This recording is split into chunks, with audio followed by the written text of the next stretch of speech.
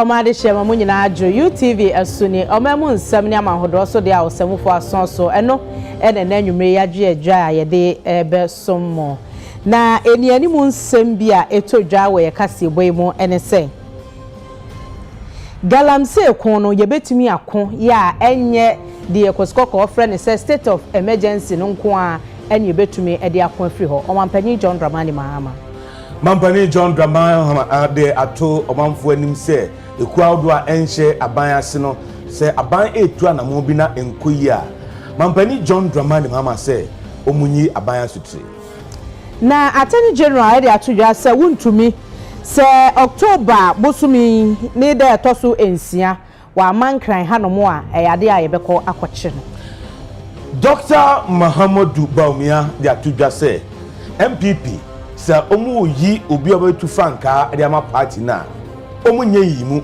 omu hewe bi anipa ni free ansa no mato aba ama no na nche kra na gada mampanyi di tudwa se woni kuwudro ya ensha abase ebedi ahia ne ahwe kwan ebefa so akon gadamse eno na Concerned Farmers Association chese sa enhia mudie no eye brese ye kwa Opani bi a we hwiemu efa enura hodo a edidi djuma edin ne Adam Yakubu wo se enura hodo a galamsefo de ye djuma makuri ne de keka ho no chese timi tu kwan kwakire na edibone pa wei ene nsema foforo nkaye bi ene na nwumre yaje adwa ye de ebe somwo na nsa ne ye be fiti ase no ye kai mo se nwumako ya daroma ene yetumi de kase somwo this way chocolate drink do here and so share special ice mineral water, special drinks. But if I give bread here, we are special. We don't be no matter. One more adaroma, and then you know, you didn't say no, everyone. Me David, Ofori Safo, Menimiaba. Amma Sapon Kuma Jesse. Afeyentinsi and Samno Emo. Omampani John Dramani Mahama ede atu ejase.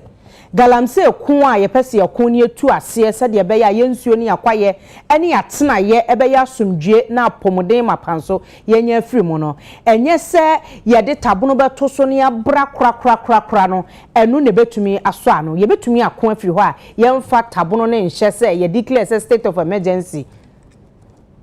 While we are fighting the menace, I'm also saying that we should uptake technology in order to protect our environment.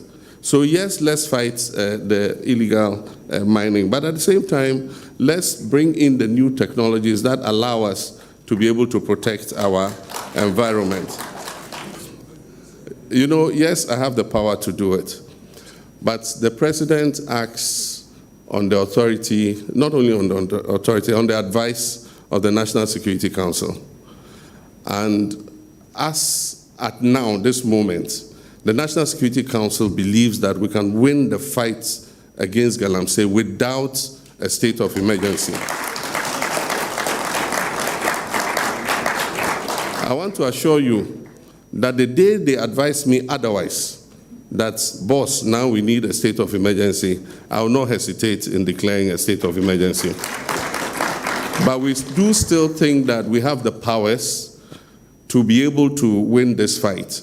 And as we deploy more troops and we apply more resources to the fight, I'm sure that gradually we'll begin to see that we're winning the fight.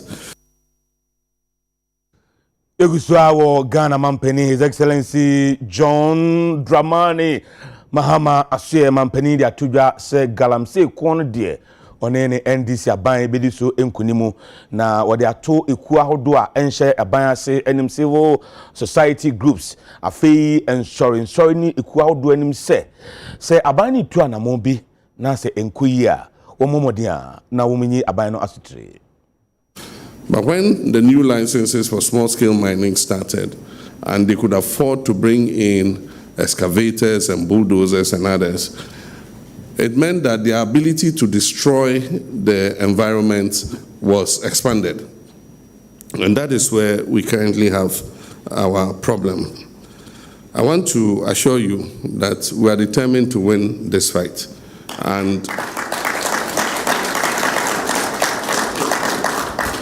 And your contributions, your criticisms, your pressure, putting fire under our feet does not have any problem. We don't have any problem with that. You must continue to do your advocacy, to urge us on, to encourage us to win the fight. As I said in the last media encounter, I said that I had no illusions that within 7 months I was going to win the fight against Galamsey. And I said that it wasn't going to be an event, it was going to be a process.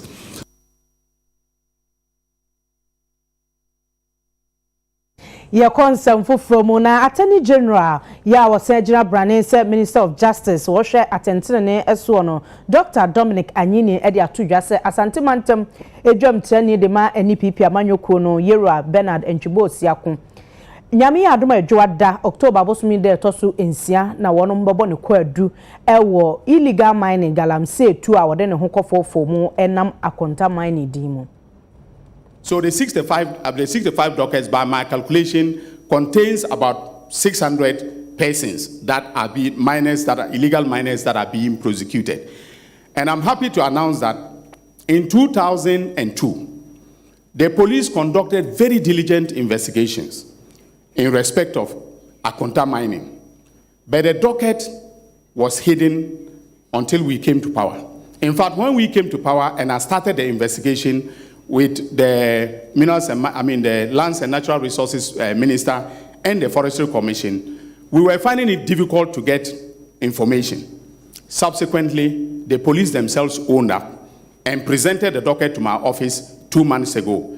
So as we speak, the charges against Chairman Wuntumi, Akonta Mining, and 5 others have been signed as I speak. Currently, we are waiting for him to be read his right to remain silent, etc. You know, before we've asked that he should be brought from, Kumasi. His lawyers asked that he should be brought on Tuesday, but I'm insisting that he should be here on Monday. If he doesn't come on Monday, I'm going to order for his arrest so that he'll be brought to Accra. His rights will be read to him, and then we can start the prosecution. Na ye call penikesi ya onona 2024 general elections no utu frankama MPP amanyukuno Dr.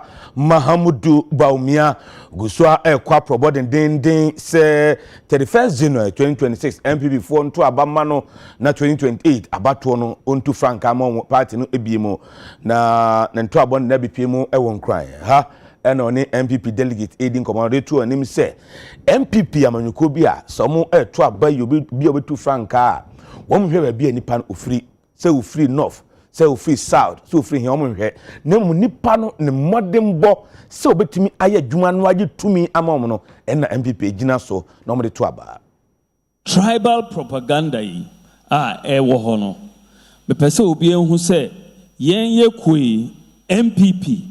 We don't vote on tribal lines. It is not part of our tradition. If you go back to even 1957, on Nkrumah Baye, he passed the Avoidance of Discrimination Act. And yebe formed UP, United Party, because we didn't need parties based on different regions. After that election, no, yebe formed UP, no. Northern People's Party was the largest party. Omobaye with SD Dombo with 13 seats to start with. 13 seats. Dr. Buzia with the Ghana Congress Party, Obaye with 1 seat. So, normally, Anka Dombo should have been the leader of the United Party. Over 13 seats, Buzia, 1 seat.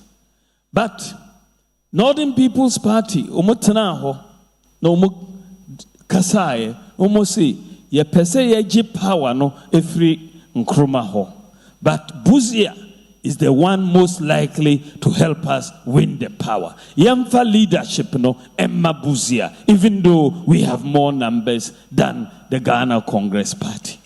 Sane koso. Ye amasamai trobo anya sotium ene dome kwa abrenya ye assure say doctor kan wakoma to yem ye be ye adwuma na ye de obeba me ko dome market say me ko akoto ade me ko ye ema ewodwomu ho ba ko mo se enye honorable Gloria nie ene omu nyina betwa me hu hia ye asem a me kan onyankopon ne osoro eye me dance ni asema maame ba ku bie na no kan se mu de MPP fo se mu nim na mu ye mistake na mu ankofa Dr. Mahmoud Bawumia ama mo bewe 2028 na ba ku ne de ye mpe obi a sebi obeba bekasa etia obi doctor me de me gidi se ene parliament a mawura no enye candidate bi na ma ye lose 2024 election nemom yankasa ye suban ne ye ne ya ye dan na di chire polling station executive no ena ma ye lose 2024 election. We have seen for yentoa ensam no eso President Edema Concerned Farmers Association of Ghana Dana obo ade boaten bonsu ye otoso mienu na na se enhyiamudi aban ni omudi ye edefa galamse tuo ne kwan ye befa so akon atia no hu nse ye brese ye ne adaje se ye sanse wono mu a galan ye tu eka wo mu na nkasa ne yamfre wo mu afei se aban ya na dwen so obetu galamse ase a enye nkran de mu ne ye shed light to so etu no na mum wo mu mra ba bia ye tu galamse no ankasa emeye meeting no. It is business that we are doing. It is a research team, proper research team, and get deep into the research. I mean, we say this is what is happening. Now you go see cocoa, and I say years to come. You can say you're finding heavy metals with cocoa, and to be. I'm just say a bear idea, bear and cocoa 4 years because the human air, you are buying air and air. We say buying near food, yeah, food near there, yeah, but cocoa belongs to the government. And the government also have to be very serious about the cocoa beans and also check what has been happening. Approach used to be wrong because you can't deploy the military and then the police to the place just to go and beat them up and I say chase them out of the system. It be more for my the I said, what is the social responsibility and I said the responsibility of the government. I said, government, you need to create jobs for your people, give them shelter. Give them good food and education. But I say, it's the government of the day, and I said the government of Ghana doing this thing. And wow, and until we the concerned farmers say near Brea, you go so I can't want some because I buy Nisha or the buy and say Feed Ghana initiative. Feed Ghana initiative, no, Wababeka, it's nice. What I say, but what measures are we taking in place? This is not the first time Omoshia CSO say no more come. Then you see nothing. It's just a waste of time. What am I can say? It's a waste because yeba be shando me menka ho de yeba still am say meko. Shano mu shano mo yeden.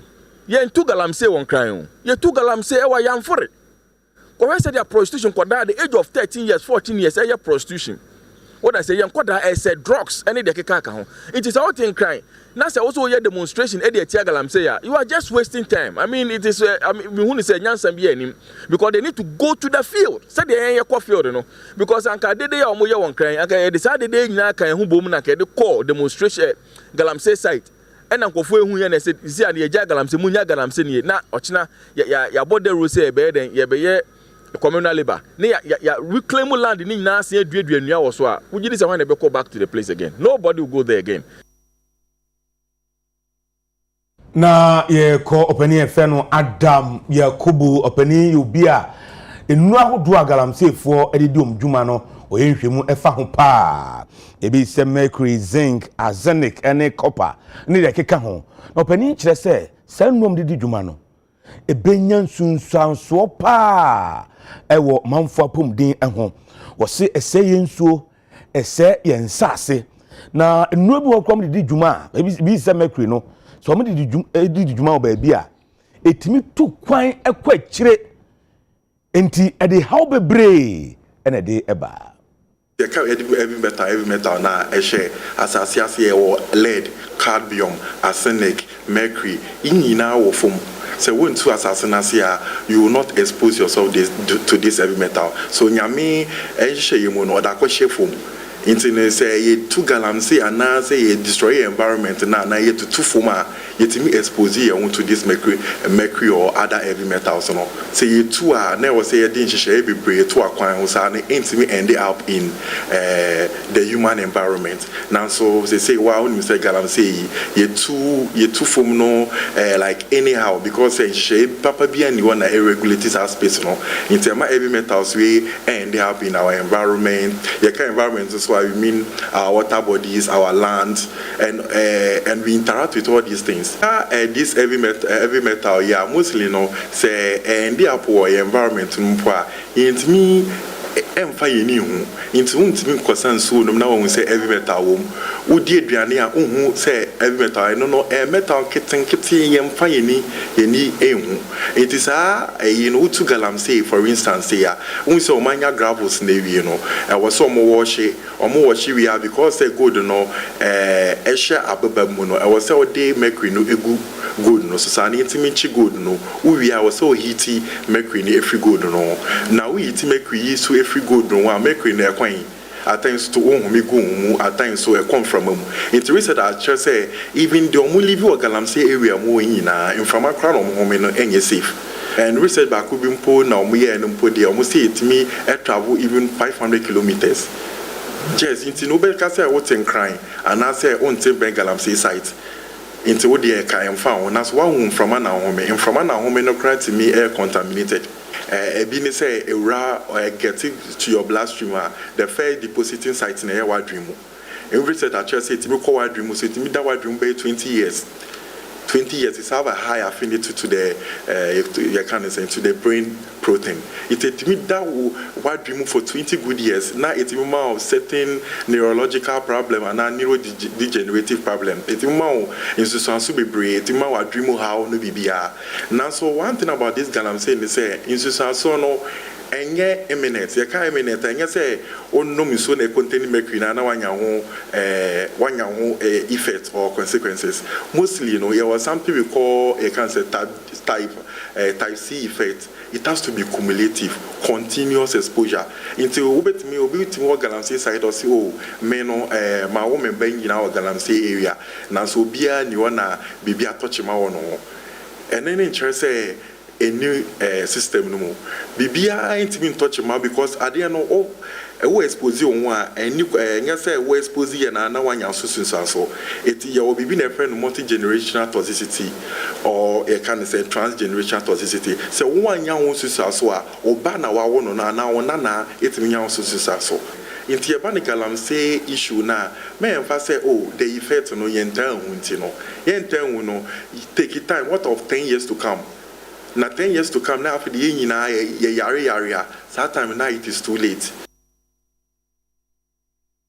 Majority caucus here wo mrashebedwa fie e de atodwa se edom kuma no minority caucus no sorry no mo se Owura Sam George communication minister yenyi na di na se won trokrata no ono ankasa nyi ne ho adi a entwa yie enamra kwa so nsam no mo ka no entwa so mu ba akose yenua mo MPP fo a ye no mo communications committee enora essential for ntwi am a mo hia ya o mo kire se o mo frɛ se minister for communication Owura Sam George on fa na djuma nto ho se won fa na djuma nto ha o mampani enyi no minister no boni nyina wa ye o mo se ni minister boni nyina ne se o ka kire Ghana for se ye beti DSTV bo so na ye nyante so according to omo no ye nyante so na mum ye nya bouquet value for bouquets wa ase wo kosoro enti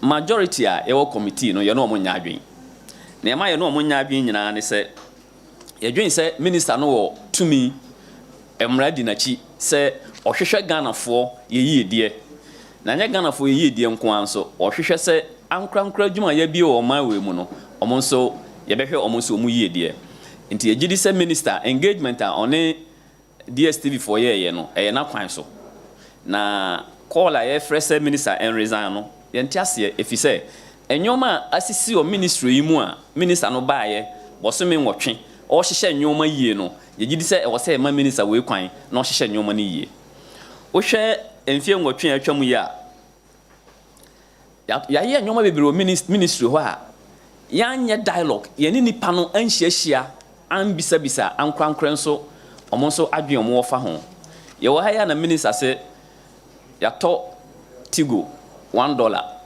yɛwɔ ha na minister sɛ yɛatɔn Vodafone ama Telecel yɛwɔ ha na minister otwa mu bɛka kyerɛ yɛn sɛ ɔma kwan ɛma yɛde contract ama private individual for mfie nwɔtwe fiber optics enyoma ɛwɔ nyina ekuta ɔmo nsa enti yɛgye di sɛ minister wei ɛbɔ ne ho mmɔden ɛhyehyɛ nyoma sɛ ne ministry no ɛbɛkɔ so na yɛma no kwan a ɔbɛyɛ adwuma na minority fra a ɔmo frɛ sɛ enyi minister no ɛmfa no kwan so wohwɛ asɛmpa a ɔmo gyina so a ɔmo ka ɔmo nsɛm a sɛ pricing no minister no sɛ yɛbɛte so na yɛante so a yɛgye di sɛ minister no wohwɛ bouquet na yɛatete so a between 33% to 50% wayɛ bi sɛ ne Ghanafoɔ hwehwɛ nyinaa kora na ɔnya nyɛ yɛ mfie nwɔtwe atwa mu yi na Ghanafoɔ tua DSTV sɛ ne yɛtua no na nti deɛ ne siiɛ nti obi a wafiri bibi ase no yɛma no kwan ɛma no toa so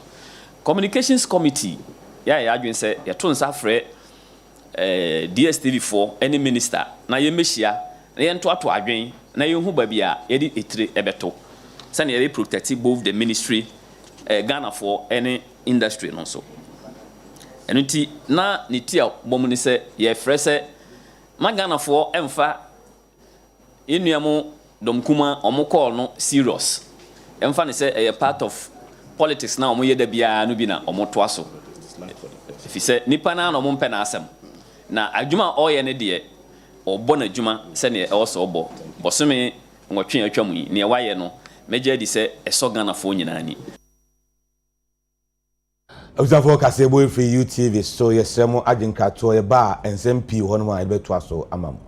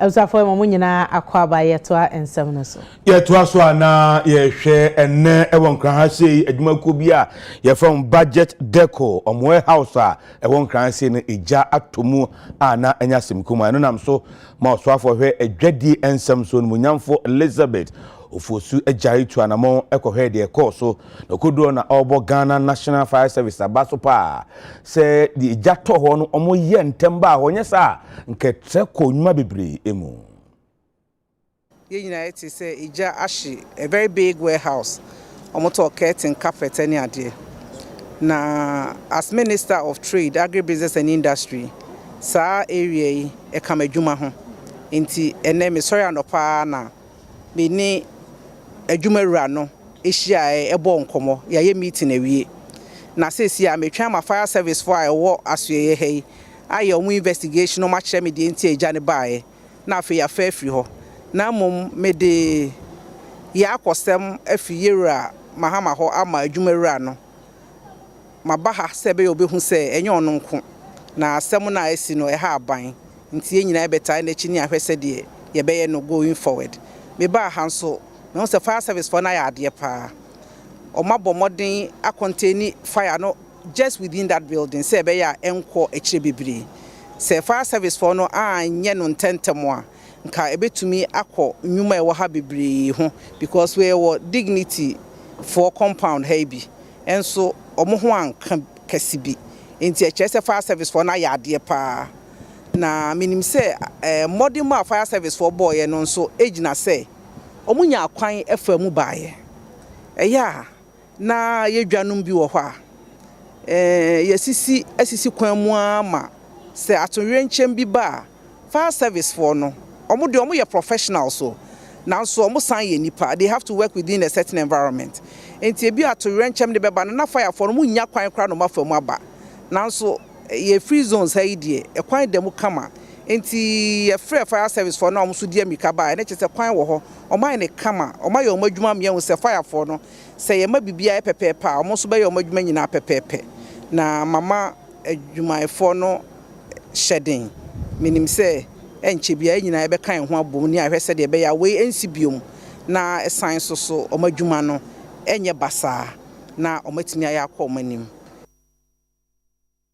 Yantua ensam no so yako Western North Mantamu sahwiyo so Mensin Assembly no na yako akogina na ochese yakasa die assembly no ene Ghana Tourism Authority wono adadwumedie bia de ofre no Koko City ni nyina ne se wode chese sahwiyo so eba ni Koko padia womo eni kuro ana Mantamu a womo do ne kese pa aboa ma Ghana ye chiri bremu a efre ni se Koko no ejane na aso. Madam Chairman, we have gathered here this morning to launch the Koko City 2025. This event is not just a celebration, but a reminder to the world that Seshi is the cradle of Ghana's cocoa industry. We have to tell the world that it is only Seshi that the golden beans grow in abundance. It is here that farmers have for decades carried the nation's economy on their shoulders. And it's here that cocoa continues to shape the dreams of our children. Cocoa, o mine Japade, and a cocoa so Ghana up a baby pa as a here. It's a day in a young creative an experience, a cultural experience, and an event to be a day perform apart from our traditional festival. And no Nakofa sa Koko City experience here. 1 week program in November, from the second week in November to the last week in November. You did here say clean up exercise, health screening, any street carnival events, any activities on Bayano. About what my tourists about who say Coco, you do and a more mine and Jessica. I feel so about one my own Coco, any Omo Coco word mano. Able to me the creativity about in the cocoa production. When you know my penny John Mahama, then this was doing from the Black Star experience. Black Star experience and your cultural tourism, but a agro tourism.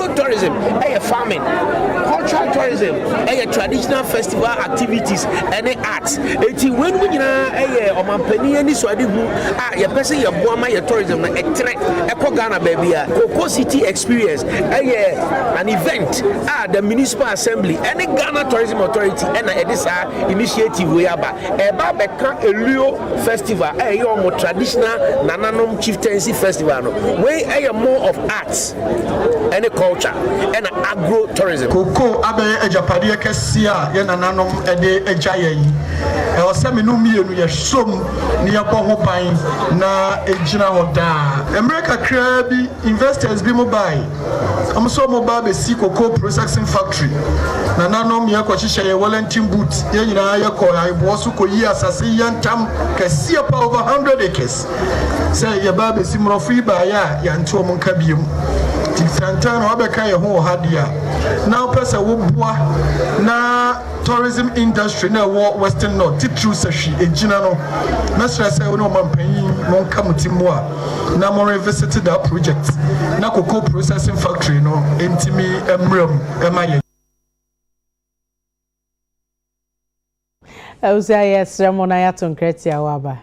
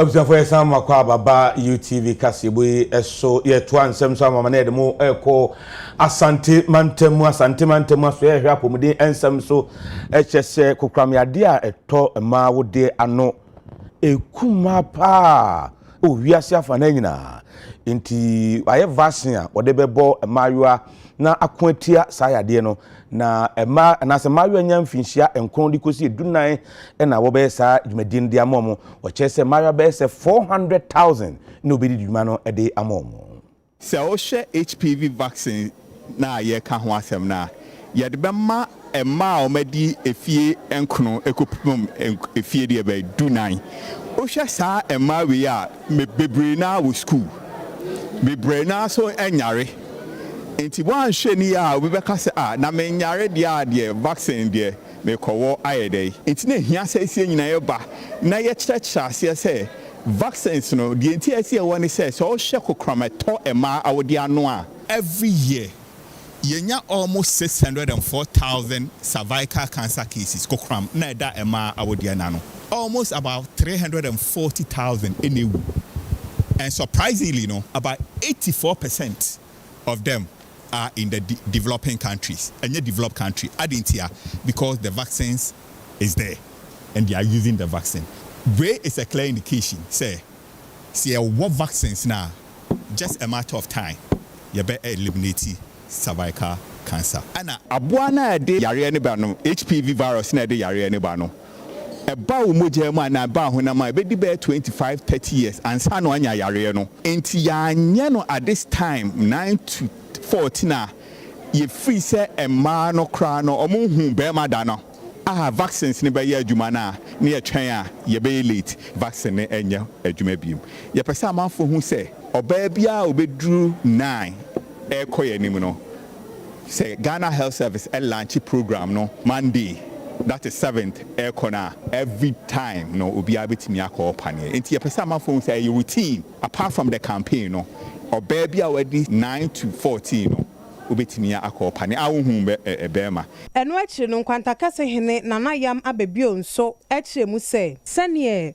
kokrama eto ema wodia no age ema bebre na enkwa ede afro mu nsem no ha adwen pa cervical cancer is silently taking the lives of too many women on this planet Earth. Every year, more than 3,000 Ghanaian women are diagnosed with cervical cancer, and over 2,000 do not survive. This is not just statistics, but a lot of mothers, doctors, our wives, and future grandmothers. They all die because of cervical cancer. But there is hope. There's a vaccine that can protect our girls before they are ever at risk. It is safe, effective, and free for girls between the ages of 9 and 14 years during the national HPV vaccination campaign. We are traditional leaders, fully support this campaign. We urge all parents and caregivers to ensure that every eligible girl in our communities receives the vaccination. Nigeria High Commissioner Edema Ghana Yera Moses Adeoyo Ede Afutu ama Nigeria for wo Ghana eni wiase nyina se won mo brapa baabi ohun bia baabi a yaje won amo baabi atena bia ne titu ene Oman Ghana mu se de be ya Nigeria man no ebenya dinipa. As we gather to celebrate Nigeria's National Day here in Accra, Ghana, it is essential to acknowledge the significant contributions Nigeria has made to support Ghana, particularly in the energy sector. One of the most notable forms of assistance has been Nigeria's commitment to supplying gas to Ghana. This initiative is a part of a broader effort to combat energy poverty and promote economic growth in the West African region. Nigeria is a nation of over 230 million people endowed with immense talent, boundless passion, and resilience that shines like the priceless diamond we are. I'm proud to affirm that Nigeria's most valuable asset is its people, the bright sparks who illuminate every corner of the globe. Nigerians excel across academia, business, innovation, arts, entertainment, culture, wherever they go. While the federal government of Nigeria remains steadfast in defending the interests of Nigerians abroad, I urge all of us to continue upholding our country's good image, abiding by the law, and contributing positively to the societies where we live. Let us be ambassadors of values of resilience, hard work, and unity that define us as Nigerians. The 65th anniversary is a significant milestone, one that reaffirms Nigeria's enduring commitment to democracy, unity, and its influential role on the African continent. We celebrate Nigeria's resilience and its strategic importance to Africa's unity and future. This occasion is not only a celebration of Nigeria's achievement, but also a reaffirmation of the enduring partnership between our two countries. We are not just neighbors, we are family. As we look forward into the future, Ghana is resolved to deepen its cooperation with Nigeria on all matters of regional and continental significance, from economic transformation to securing permanent African representation on the United Nations Security Council, which our president recently stressed so forcefully at the UN. Our joint leadership is essential to translating the vast potential of ECOWAS into tangible value-added benefits for our citizens, for the entire African continent and the rest of the world. From Penisi, Quantin Bia Kotia, Nansana, Yebekono, Meka will say TMC Fashion and a share matadium pacho or more Amasamai Abian, so between a from 0240308437 so upon money memenina or besho kama saso and Pepsodent to say, or our portion would do a tree and mesoda huntu a darume brew a yana or call a quarter Pepsodent, it was still be a chow wishia on Sabeka be no to choose and you any an opinion. Media Sida Emma Grosser Ventures. Grosser ne pam matadi, ade pam dear. Ghana ha grosser ne tiso. Fred non pam montadi in a mount. The number is 0244 250 420. 0244 250 420. Yeah, but some more and then you may me. I'm master Ponkumankuma, Jesse Minimia Bema. David Ofori Safo. Yes, also, any Fiada Yeremoko NLE. Friday Bonanza. Emma Ebunina, Yere Tuasama, Kakamina.